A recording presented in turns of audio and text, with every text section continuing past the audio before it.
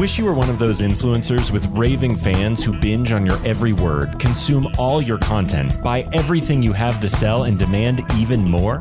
Then stay tuned while Authority Magazine columnist and BuzzFeed contributor Tracy Hazard shares strategies, tips, and tactics from top videocasters, podcasters, authors, and social influencers on creating that bingeable factor. Now, let's join Tracy as she explores how to rise above all the digital noise with the binge factor.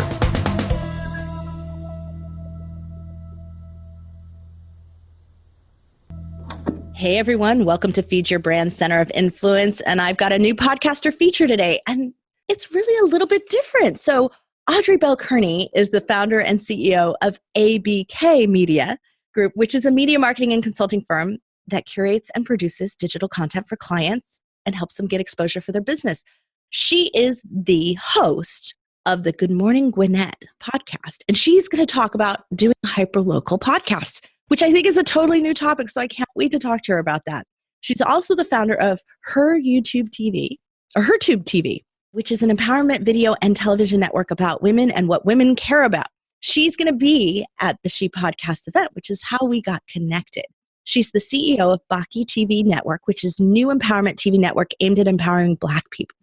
Audrey is also the publisher of Peach State Women Magazine, which Peach State, if you guys don't know, we're talking about Georgia, and she's right in the Atlanta area where the She Podcast event is going to take. Audrey's the author of What's Your Big Idea? The Ultimate Guide for New Entrepreneurs, and I want to write a book, Now What? A to Z of Self-Publishing, and Can They See You Now? Easy video marketing, even when you hate being on camera, which is kind of why I started a podcast. So we're going to have to talk about that. All can be found on Amazon in print and Kindle versions. And her new book, Pod Chicks, Women Who Have Launched a Podcast and How You Can Too, will be released this summer. Well, the summer's almost over, Audrey. Is it going to be released sooner or maybe pushed to the fall? No, it's going to actually be released in a couple of weeks. So we're still going to be in summer. Still going to be summer. Okay, awesome. Can't wait. You'll have to let us know so we can feature it. So you are a single mom who wanted to create a nice life for her daughter who was 8 years old at the time. And so you had an idea for plus size fashion dolls. So you're a product entrepreneur too, which is just so cool. So we have that in common. And so you and your daughter became partners in Big Beautiful Dolls in 1999, and you invented the first plus size fashion dolls. You went on to start your own newspaper titled Women in Business Today, and the paper profiled women who are already in business. Audrey later became a consultant with Rutgers and Keene University Small Business Development Center in New Jersey and sat on the board for Rutgers University. Wow, Audrey, you have done so much.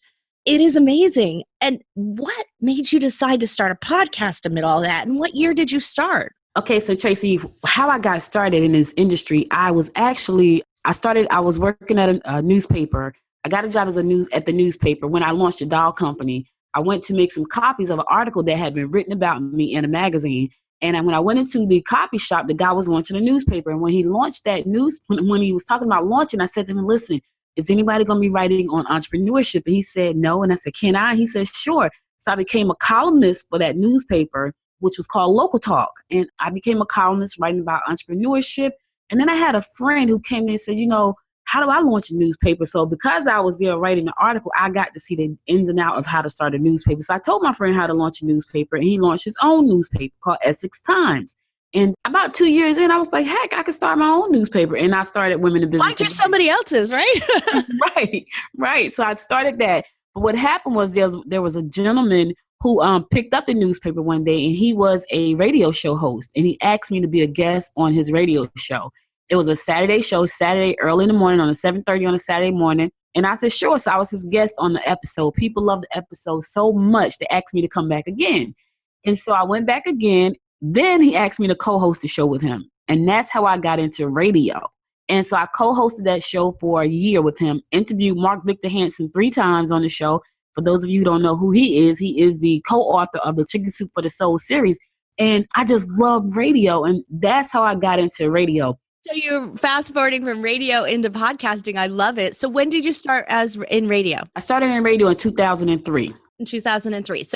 So podcasting came up. What year did you decide it was going to be podcasting for you? 2009. Okay. So I've been doing it for a minute. So yeah, you're a lot longer than most. So love it. So what made you switch from that radio model to the podcast model? Well, I moved out of Jersey, and now I'm living in Georgia. And that was when I was in Jersey. So I was on 2 stations in Jersey. I was on 1070 AM and I was on 93.3 FM on 2 stations, 2 different shows that I hosted myself.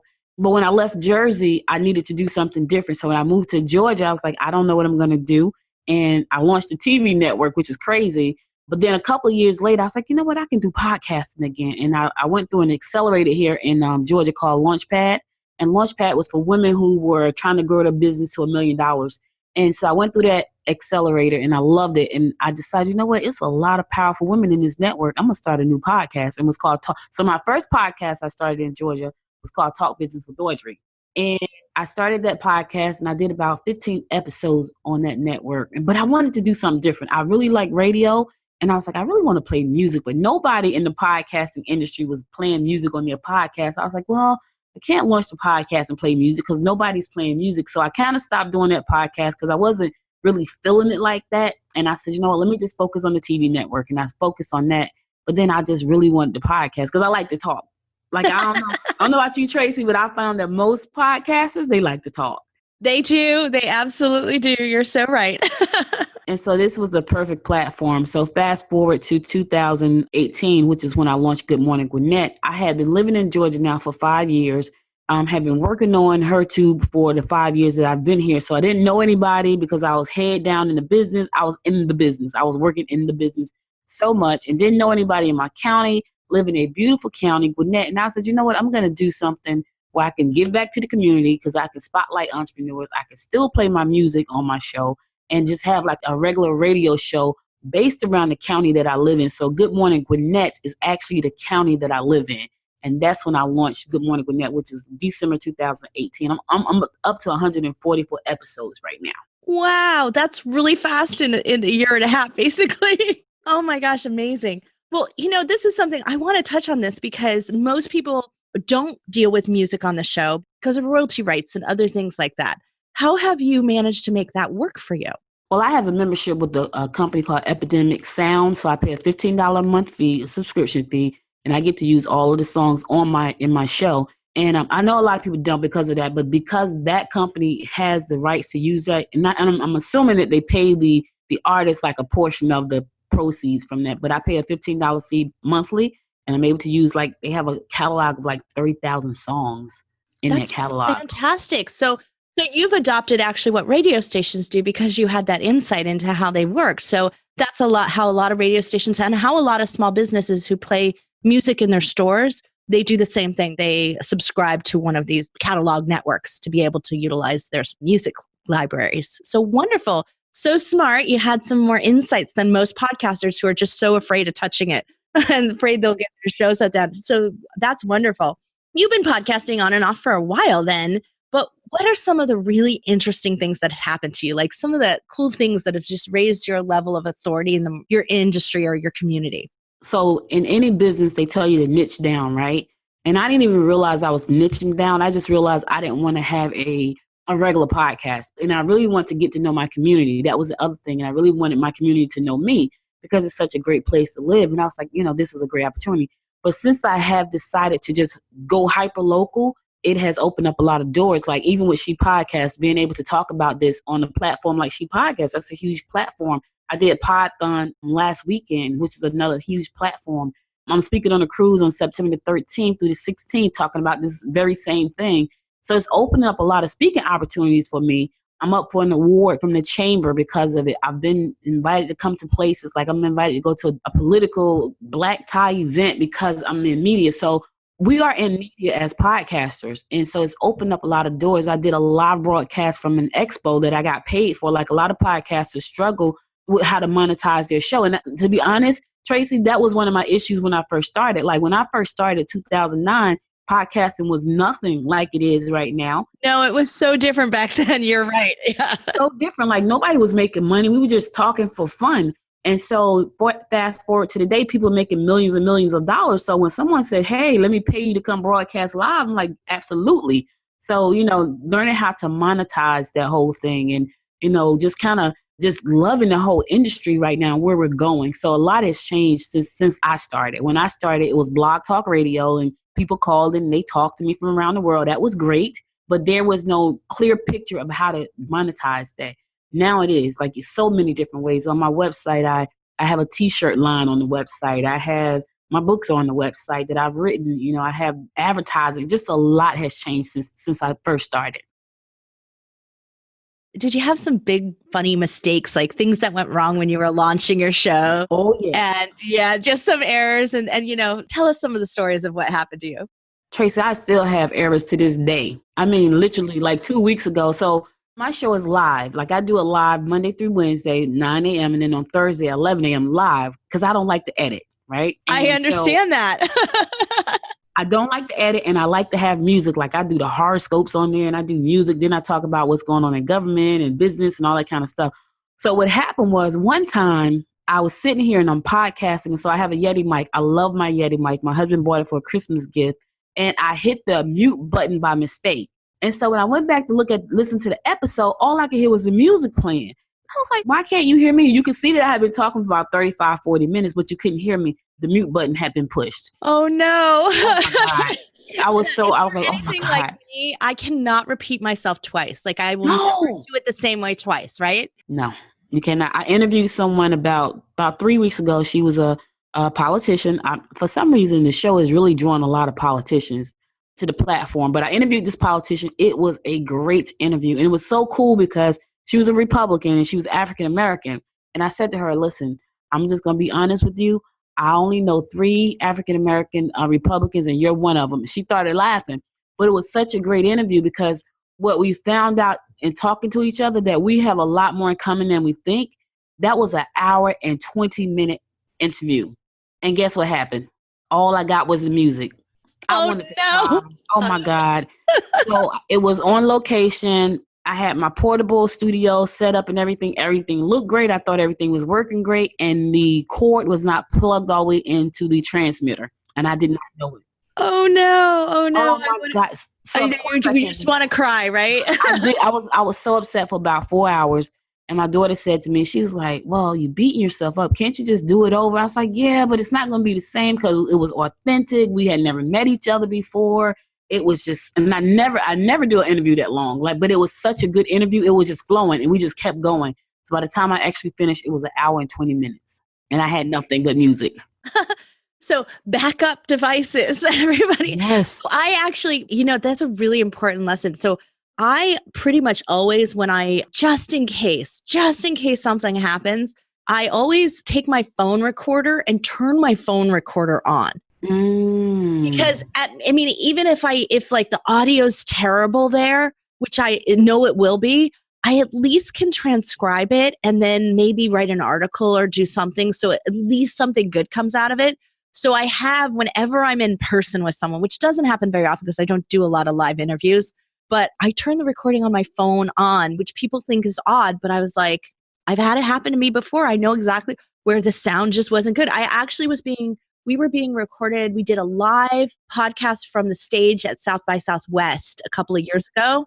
And they had a professional studio in there. Like it was all sponsored by TuneIn.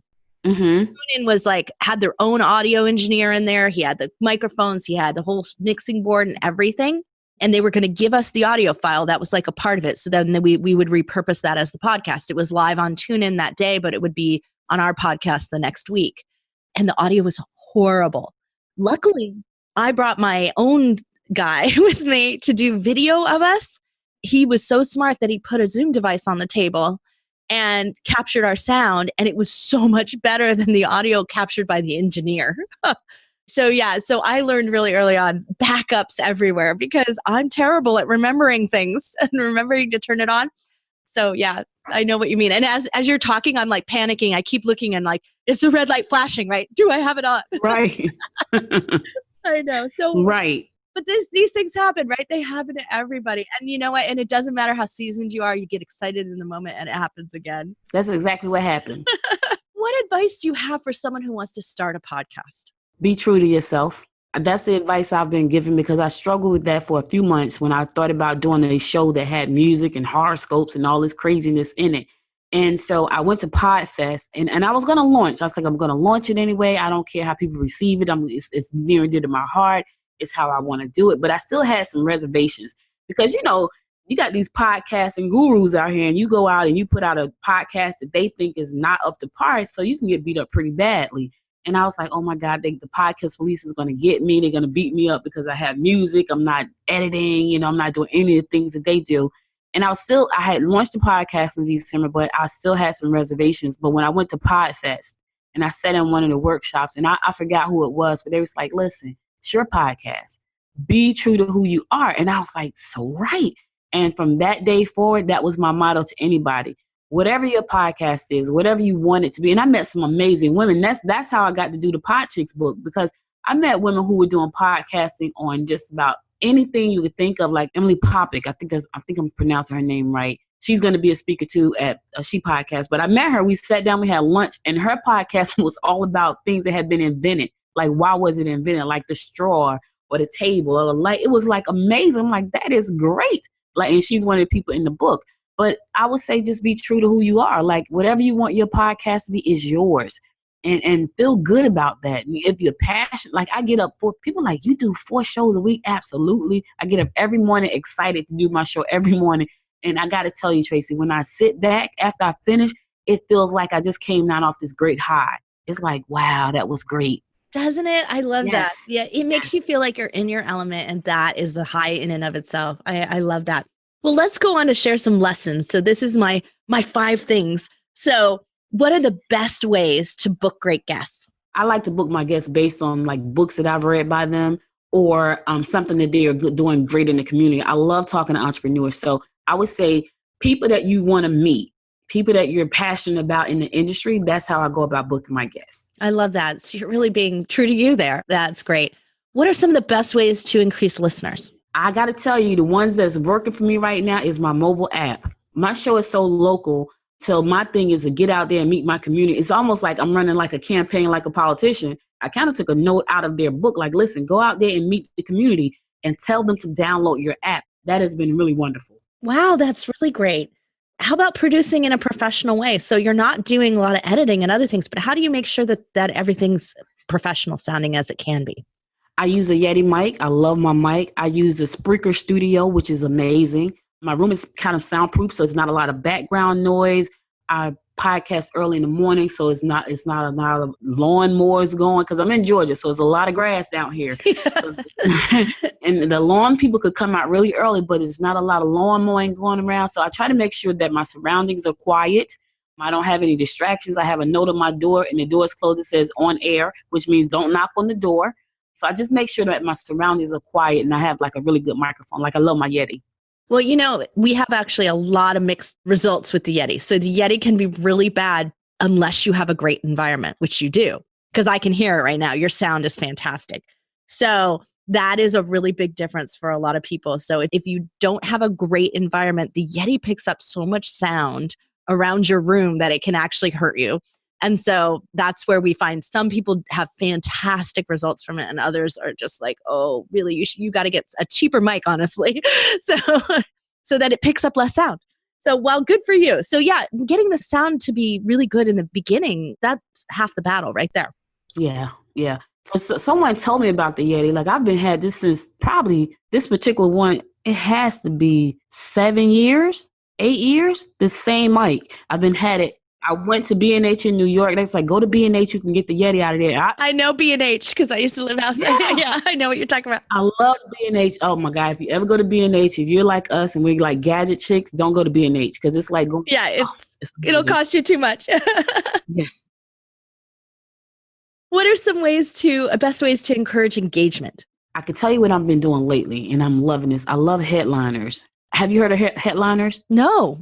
Okay, so Headliner is an app that you can take your episodes if you don't have a video, but if you don't have that capability, if you go to headliner.app, it'll let you take your episode, you type in your podcast in the search engines, and it'll pull up your podcast, and you pick the episode that you want. So you can either cut it down to a small segment or you can let it do the whole thing.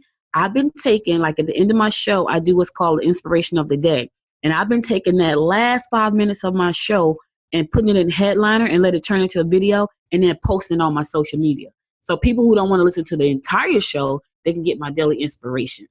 Love it. That's really cool. That's a great way to get engagement. So you were talking about some ways to monetize it. What do you think really for your particular niche in business? What has been the best way for you? Advertisers so far. Like I have banner ads that's running on the front of my website and then like a little carousel runner slideshow.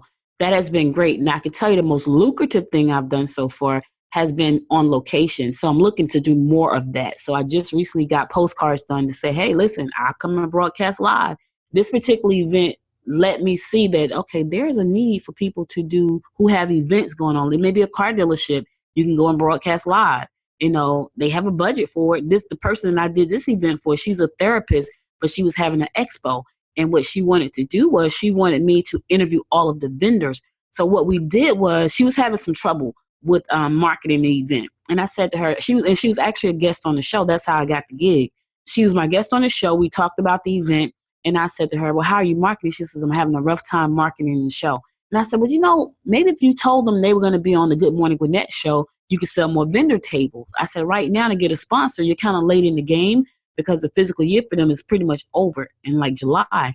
I said, but vendors, you could probably get more vendors if you said to them, hey, you're going to get interviewed on the Good Morning Gwinnett show.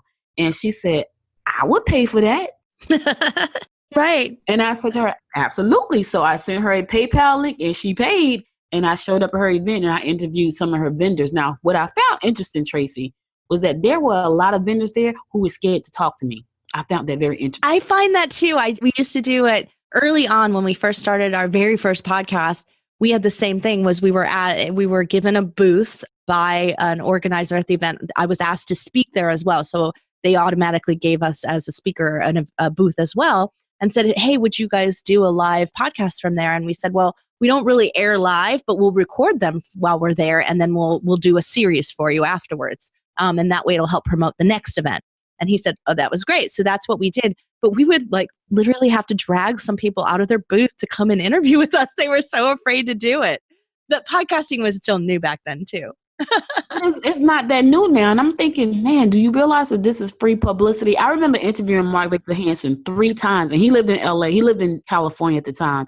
So I was doing the show at 7:30 in the morning. It was a live show because it was regular radio. And I asked him on the 3rd time, I said, why did you do my little show in New Jersey? Because it's 4:30 in the morning his time. He said, you never give up a PR opportunity ever because you never know who's going to reach. And That's such good advice. Yes, I have lived by that saying. Mark Victor Hansen said, never give up a PR opportunity ever. And I've lived by that. And my show was very small. It was New Jersey and the 5 boroughs of New York. So it wasn't a major show, but he did it 3 times. Well, it's interesting because I reached out I only got through half of the list for the She Podcast event. So I have to admit, so you're lucky your name was at the top. Oh, thank you. But so I got through half the list and sent out messages to them and said, okay, next week I'll send out the other half if my calendar doesn't fill up. And you were one of the first to book a spot. I was really shocked at how few of those women booked a spot with me. I mean, this is free publicity, right? And there's a magazine, which you don't normally get print, right? You don't normally get something on the other side and, digital print, but still print. And so that, had an added benefit to it. So it's not just a podcast, it's also something more. And I was really so shocked that most people didn't take advantage of it. So you're so right and I do find it a little bit higher rate with women than men, unfortunately, which I think is a shame. You should take every opportunity to talk about what you do and who you are and share that with any community you can. So let's talk a little bit about this hyperlocal thing, because that is truly different about what you do. How is that more successful for you? What is working about that hyperlocal? What is the key to that? I think for me, it's really about me being true to what I want to do. And it's also giving me authority in my community. So I've been, doing things for government. Like I've interviewed pretty much everybody in government here, which is great because they want to talk about what they're doing, like the great job that they're doing in government. I've interviewed so many politicians, and I think it's so crazy because the election season is coming up. And I just know I was at a networking event last night and I got approached by 3 politicians. Hey, I want to be on the show. And I tell my listeners, listen, I know this is not a show just about politicians. That's who keeps showing up. Like I want to talk to the entrepreneurs as well, but being hyper local gives you the opportunity to be an authority in your community. It also gives you the opportunity to be an influence in your community. Right. Yeah. So that authority and influence, that's what I talk about all the time. That's actually what my talk will be about, is increasing authority plus influence and what that looks like. And so, yeah, you're doing both and you can use that for such good. Mm-hmm. For such good. And I at the top of the show, I normally give a shout out to a nonprofit that's doing some great things in our community because they do great work. And a lot of times they don't get the recognition or they don't get the exposure that they need. So I understand all these things. So I said, you know what? And I think I pretty much shouted out all of the nonprofits in Gwinnett County. So now I'm going to have to move beyond Gwinnett because I think I did them all. But I think that they do such great work and they have such great causes. It's a great opportunity to shine the spotlight on some of that. And also to make people who may not even be aware that they exist, that they are out there and that they offer such great services. So, Audrey, I want to touch on what you were saying about entrepreneurship because way back when I had my first business in 1998, wow, I'm really dating myself, but I didn't consider myself entrepreneur, even though I was. I didn't consider myself that. I thought of myself as a small business owner. And I think that happens a lot in the local areas. But you've always seen yourself as an entrepreneur from the time you started a doll business with your daughter, which I totally love the idea of that. So what is different about small business owners and entrepreneurship mindset? What are you seeing the difference being? When I think of being an entrepreneur, I think I'm always grinding. As an entrepreneur, you're always on the grind. Now, that could be good and bad because if you are working in your business and always grinding, that means you don't have a whole lot of time for anything else. And I've been down that road before. I think when people get to the point, this is my personal opinion, I don't even consider myself a small business yet because I don't have a major team. You know, if you look at the standards by which a small business is judged, it's like, you know, you're making up $50 million, $5 million or something, and you got like a team up to 50 people. That's considered small business by the SBA, SBDC standards. So I don't feel like I'm there yet. I feel like I'm an entrepreneur and I'm still grinding. And here's the thing. I love the grind. That's it. I love it. Yeah, like the creativity of it. So you were in the product business, which the product business is a grind. It's really hard and it doesn't really matter how big you get. I know that because for 27 years, I've designed and developed products that are sold at mass market and online. And so I know exactly where you're coming from. This is a hard road and hard business. How did you make it work? It was funny because I was working in pharmaceutical at a pharmaceutical company. And I had this idea for this doll. Had no idea. The idea just came to me probably because I hated the job. That's probably what the real problem was. Your mind was elsewhere. I understand that. And I had this idea for this doll. I had no idea what I was doing, Tracy. I had never invented anything in my life. I had written a book by that time, but that was pretty much it. And just started to talk to one of my friends and said, hey, listen, I had this idea for this. And this is exactly what I said. Hey, I got an idea for this fat doll. And she said, I want to be the president. I did not know that she was a doll collector at the time. She had just purchased a doll for $250. I almost jumped out of my skin. I was saying, people pay $200 for a doll? And she said, yeah, she had a whole collection of them. And I was like, oh my God, we're going to be rich. That was my first thought. Oh my God, we're going to be rich. I had no idea, Tracy, what I was getting into. None at all. And so for a year, we spent a year on Wall Street trying to get money for a doll company, getting doors slammed in our face and people telling us that's never going to happen. You're never going to bring it to market. You know, it was like constantly. And I remember saying to her, because she's actually from New York, but she was living in New Jersey. And I said to her, there should be no fat people in New York because you walk everywhere. In Jersey, you drive everywhere. In New York, you walk everywhere. It's hot. You're in the train station, but we did that for a year. And it was a great experience. So we ran that company for 5 years, manufacturing our product in Hong Kong. After we got the specs done, we got our molds done and all that stuff. It was a great experience. It was hard, though. I'm not going to lie. And I recently went back to my manufacturer, who has been my manufacturer since 1999. And I said, listen, you know, there is a movie coming out about Madam C.J. Walker that LeBron James is producing. I need to get that doll. I need to get my black. So my doll comes in white, black, and Latina. And I said, I need my black doll turned into Madam C.J. Walker. So I ordered some samples. The doll is beautiful. But here's the problem.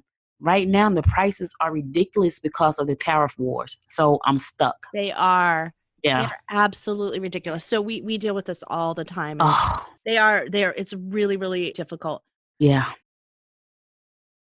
If you're shipping direct to consumers, there are some other ways around that by shipping through Canada, frankly. And it's kind of unfortunate, but there are ways around it. But you have to be shipping direct to consumers. You can't be shipping to warehouses and other things. And there are resources for that. So if anyone's listening and that's been their issue. So you can run Kickstarters and programs like that through these types of venues. But, this is the thing, is that it's making it much more difficult to do business right now. Will it ease up? Will it change? Yes, it will. But right now, it's a very difficult position to be in. Yes, it is. Because price points are so sensitive in retail. So sensitive. So you've been talking about doing some of the live podcasts and the live events. Where do you air those? Are you airing them over your Facebook page? How are you doing that? Or straight through your app only? My app and directly from my website. So here's the thing. For me, it's like always driving traffic back to my website. So it's like, listen to the show live, go to goodmorninggwinnett.com. That's to get my numbers up on my website. And when I look at my stats, I'm like, yes, it's working. So I do a live broadcast directly from my website and through the app. I highly, highly recommend the website because that's where we see the most value long-term for everyone. So that's really great. And, most people have a hard time getting people to download their apps, but you with the local, that really makes sense. It gives people a compelling reason to want to download the app because they're going to get a grouping of things that they wouldn't get otherwise. And so I love the idea. The app works so well for you. That's really, really great. I'm assuming they can find you on social media somewhere. How do we find you? On the Good Morning Gwinnett. On the Good Morning Gwinnett everywhere, I hope. Yeah. Well, IG, Twitter only gives you so much space. So on Twitter, it's GM Gwinnett. On Instagram and Facebook is Good Morning Gwinnett. Wonderful. Easy to find. So do you have a really big guest get that you'd really like to have that you haven't been able to yet? Yes, it's a politician, actually. I got a couple of them in politics, right? I want to interview Elizabeth Warren. I want to interview Kamala Harris. I would like to interview Oprah. Who wouldn't, right? I think it's every interviewer's dream to interview the ultimate interviewer. And you know who else I really, really like a lot? And she hasn't been out for a while I would like to know where she's been, is Rachel Ray. If you've never heard of Rachel Ray's story, her story is so wonderful. Like I have a wall. I'm a huge fan from when she first showed up on the Today Show. Yes. I know. My daughter used to say that I looked like Rachel Ray when I cooked. And so I was like, okay, good. That's a good thing, I think, right? Yeah, because she's very pretty. I love her. And I haven't seen her in a while. I would love to talk to her and ask her, what's going on? Why haven't I seen you in a while? And two other people that I really, really totally admire is Kathy Hughes, who is the founder of Radio One, and Sheila Crump Johnson, who is the founder of BET. So they're all in media, all my media faves, but those are the people. And if I could go back in time, Madam CJ Walker. Yeah. Unfortunately, they got to be alive, huh? Right. Oh, I love it. I love what you're doing. It's so fascinating. And so now you're going to be speaking at the She Podcast event. So am I, and I'm looking forward to seeing you in person there. What do you hope to get out of the event for yourself, for your growth? More exposure for the show. Also to meet other women again. I had so much fun at PodFest. I felt like I was with my people, if that makes sense. Like I was like, oh my God, I'm with my people. Just to be around more women. Like it was a lot of guys at PodFest, but I got to meet some amazing women. And so to me, the fact that it's going to be in my own backyard, that's a great thing as well. And just to shine more spotlight on this industry, because here there are some podcasters, but I don't think they understand like the power of podcasting. So collaborations, I want to probably do part 2 to Pod Chicks, to the book Pod Chicks. I'm sure I'm going to meet a lot more Pod Chicks at this event. It's just more awareness about what we're doing and more connections. I love that. Wonderful. Well, I look forward to supporting you while we're there. And I agree with you. I think just getting to meet some amazing women, it's really, we don't get as much of an opportunity to do that. I got this summer an opportunity to give a speech in New York to 200 women in the investment and finance community. And I have never given a speech to that many women at once. Usually it's mostly male audiences where I give speeches. And so it was such a treat. It was also so intimidating, I have to tell you. I was like, wow, this is harder than I thought it was going to be. I'm a little nervous, and I'm never nervous on stage. So that was unusual. But I really look forward to that opportunity as well. So wonderful. Well, I can't wait to see you there. Everyone, this is Audrey Bell-Kearney. She has Good Morning Gwinnett, which is an amazing podcast that's hyper local. So everyone take a listen, check it out, see how different it is. I mean, that's the one thing that we're trying to do here on Feed Your Brand Center of Influence is expose you to amazing podcasters who are doing such unusual things so that you can get some ideas about how you might want to start your show, how you might want to become an authority, whether it's in your community like Audrey, or it's out in the world somewhere, worldwide podcasting, whatever you choose. I'm Tracy Hazard with Audrey Bell-Kearney on Feed Your Brand Center of Influence. Thanks for listening. We'll be back next week with a new episode and a new interview. You've been listening to the Binge Factor podcast. For more information on podcasting and videocasting success tips and tactics, please go to thebingefactor.com. And be sure to listen to our other show for podcasters called Feed Your Brand. If you'd like to be interviewed on this show, as well as featured in Tracy's column, please go to thebingefactor.com/guest and apply.